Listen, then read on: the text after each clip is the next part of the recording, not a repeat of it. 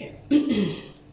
So my research focus is about whether developing countries such as South Africa can switch from profit-led regimes to wage-led regimes.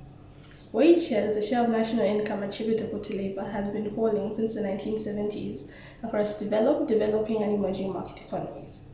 Labor market institutions have also seen a decline.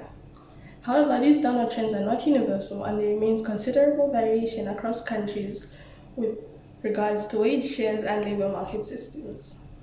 There are two broad narratives in the literature about wage shares and labor market institutions. They're the mainstream narrative and the alternative wage-led growth narrative. In the mainstream narrative, growth is profit-led. Falling wage shares and labor market institutions are driven by efficient technological change, financialization, and globalization. In the alternative wage-led growth narrative, the positive relationship between wage shares and aggregate demand is emphasized. PostKeynesians like Pali argue that whether a country is profit-led or wage-led is not beyond that country's control. Countries can make the switch from profit-led regimes to wage-led regimes by appropriate policies that improve domestic aggregate demand. China's rebalancing policies and Brazil's macroeconomic, social, and labor market policies in the 2000s can be seen in this slide. However, there is a collective action problem with regards to regime switching. It would be for the greater economic good if countries made the switch. For example, there'd be high economic growth and improved income distribution if they did.